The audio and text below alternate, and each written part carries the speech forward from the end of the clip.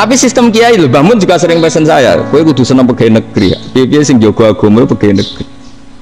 Kemarin pas acara 7 harinya Gus Roba saya matur itu di depan para kiai. Setelah saya jadi kiai ya itu nyata. Islam di Papua, di NTT yang bawa siapa? Dokter negeri, ya kan? KUA negeri. Barokahnya mereka negeri dijamin negara kan? Barokahnya Muslim berkebutuhan Islam. Akhirnya bikin musola di situ, bikin masjid. Bahkan di Korea Utara itu ada masjid bawaan duta besar, karena banyak duta besar Muslim berkebutuhan masjid. Yang bisa gini itu yang negeri apa yang swasta? Negeri lah. Di sini kiai tidak mewakili semua kebutuhan apa? Islam. Tapi kampus juga enggak, kampus Islam sekalipun tidak memenuhi semua kebutuhan Islam tadi. Masa orang tanya kan nunggu semester berapa tadi? Semester 5 masih daftar dulu. Nunggu pelajaran itu. Ayahnya pas ketemu dosennya, saya tidak pernah kan ribet kan? Dosennya cowok gitu kan. Jadi sudahlah, makanya ini, iya makanya ini kan bentuk kearifan lah. Jenengan ngakui fungsi kiai kayak saya itu bentuk kearifan. Saya juga ngakui jenengan itu butuh kearifan. Saya sering didolani KUA itu rata-rata ya didikan kiai. Kompilasi hukum Islam itu banyak ya, janda cantik. Contohnya harus cantik, kalau jelek nggak mungkin terjadi kan. Ada janda cantik kebetulan suka kawin tapi takut zina. Saya ulang lagi, suka kawin tapi takut. Itu seringnya gitu Pak Rektor. Jadi dia kawin bosen, bilang ke KUA, Pak saya sekarang mau nikah sama ini. Ya, tapi kamu mau punya suami. Ya tapi kan nggak tercatat Pak. Itu KUA-nya rata-rata itu nggak berani. Meskipun nggak tercatat, karena secara fikih meskipun nggak tercatat tetap dia seorang perempuan yang bersuami, maka nggak boleh nikah sama orang lain. Jadi coba kalau nyuwun sewu KUA hanya ngikuti hukum formal, yang penting di catatannya nggak punya suami, ya dinikahkan saja kan. Tapi mereka enggak, karena didikan kiai enggak berani. Artinya gini, kalau hanya pro hukum catatan sipil, maka ini dinikahkan bisa karena enggak tercatat. Tapi secara hukum santri enggak bisa dong menikahkan perempuan sing dadi zaujin yang punya. Nah, ini barokahnya kerjasama yang baik. Jadi di masyarakat itu tertanam didikan kiai, enggak boleh nikahkan perempuan yang bersuami. Tapi di KUA ngikuti hukum formal. Dan di Indonesia itu KUA itu rata-rata konsultasinya ya sama kiai, sehingga ya nggak berani akhirnya, meskipun aku pun rokok mbak gak iso. Dan itu banyak.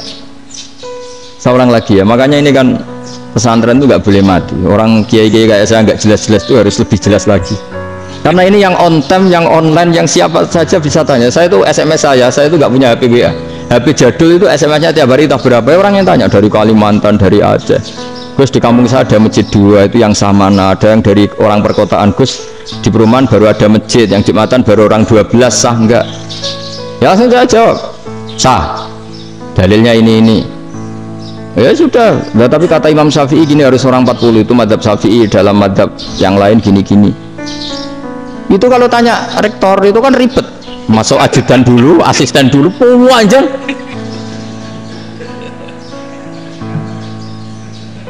Wah itu kan ribet kan. Manggil dosen dekan VAI, dipanggil dekan VAI nggak mau langsung jawab, cari dosen yang nekuni itu. Usul fikih saya nekuni itu baru seminar, nunggu dulu mbak, ini orangnya baru. Panjang kan, bisa tutup Islam kalau kesuwen. Coba kalau tanya kiai kan nggak ketemu di jalan. Dulu Mbah Zubair kata Mbah Mun, saya termasuk santri yang diapresiasi Mbah Mun. Bisa Mbah Zubair yang ngono, anak nong takok besuan gak oleh, gak takok neng kene. Ya biasa ditanya orang ngetek-ngetekan. Ya alhamdulillah ilmunya cukup, kalau gak cukup ya kok sih.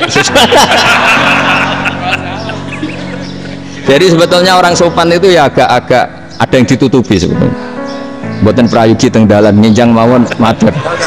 Sebetulnya ya sebenarnya memang ilmunya agak cukup gitu. Tapi itu sebenarnya secara fikih itu haram, menunda itu haram. Ya haram tuh, coba bayangkan ya, kalau tanyanya sekarang, Gus saya ini sudah keluar darah 1 bulan penuh, padahal normalnya hanya 6 hari. Saya nanti sholat enggak? Kalau minjang mawon dugi itu loh, berarti kan hari ini belum ada keputusan. Sholat apa enggak kan?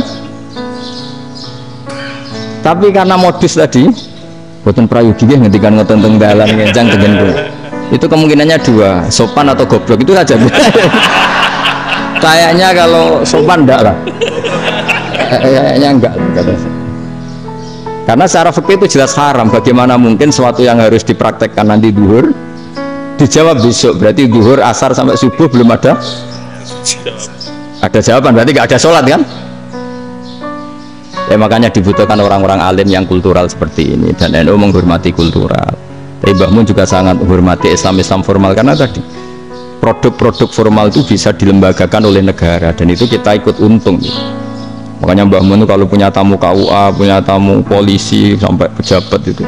Kenapa saya contohkan KUA? Supaya jangan kira seperti pendapat orang-orang hasud, wah mesti ya disolani presiden seneng, menteri seneng. Enggak juga. Sebenarnya semua kiai itu mulai KUA sampai polisi, polsek, polres itu seneng semua, karena sama-sama diajak mengawal bangsa ini, diajak mengayomi semua masyarakat. Tapi kadang-kadang masyarakat ngeritiknya, jenis kiai disolani menteri ya seneng, presiden. Padahal yang soal kiai itu mulai KUA, Kapolsek, kepala desa, RT, mudin. Itu mudin kalau tanya lucu-lucu, Gus kalau nanti nyembelih pitik kemanian, pitik gue gede. Akhirnya Gus ngerti nak kemanian langsung tak sebelah benda, terusannya Gus satu ribet. Ya tak jawab, lah pitik masih gue cek urip torong. Terus urip Gus, wes sah cara madzhab Malik kerja urip ya. Karena itu ada perdebatan antara madzhab Malik dan madzhab Syafi'i. Nah cara Imam Syafi'i itu agak ketat. Hewan yang punya kehidupan sudah muttoribah, misalnya ayam jago, contohnya harus jago, karena kalau ayam kecil diikhlaskan haram. Jadi yang cilik wae kan gitu. Fikih itu ya, fikihnya orang Indonesia itu pecundang. Kalau ayam kecil nggak ditanyakan, mate ra wis. Kalau jago ditabrak truk kejet. Andai kan nggak disembelih pun mesti mati. Itu cara madzhab Syafi'i itu haram. Karena penyembelihan ini tidak menjadi penyebab kematian, tapi memang karena kecelakaan tadi. Ini cara madzhab Imam Malik enggak. Andai kan nggak disembelih, matinya kan 2 menit lagi atau 1 menit lagi. Andai kan nggak disembelih, berarti mati sekarang itu bawaan besok apa bawaan kecelakaan? Ya sudah halal gitu caranya. Nah akhirnya ya saya bilang ya sudahlah, kita semuanya mati. Jadi cara debat, cara Imam Syafi'i enggak, cara berpikir itu sudah tidak kehidupan yang normal, yang dimana-mana penyembelihan itu mematikan yang hidup normal. Jadi agak ketat. Sehingga dalam contoh kemanian, kalau dalam bahasa Jawa nyembelih agak sempurna terus pesonya jatuh atau apa, itu kalau pakai madzhab Syafi'i agak kesulitan. Jadi kalau madzhab Malik asal diselesaikan secara fauron, dan juga sebagian madzhab Syafi'i itu halal. Nah orang mesti tanya gitu, Gusku tabrak truk, man Gus kejet. Nak pitik cilik ra ditakok. Makanya termasuk kritiknya Mbah Mun, tapi ini madzhabnya Mbah Mun deh. Kamu boleh ikut boleh ndak, karena ini urusan ndak penting. Jadi wong lucu, nak ditakoki yuyu muni haram mergo amfibi. Yuyu ngerti ya, Man? Yuyu. Tapi nak ditakoki kepiting muni halal. Mergo nak yuyu haram gak eman, nak kepiting eman. Padahal alasannya coba, kenapa yuyu haram? Karena amfibi kan, bisa di air. Pertanyaannya, kepiting seperti itu ndak? Nah, tapi kepiting kalau haram kan eman. Karena besar kan, kalau yuyu silahkan haram kan gitu. Artinya apa?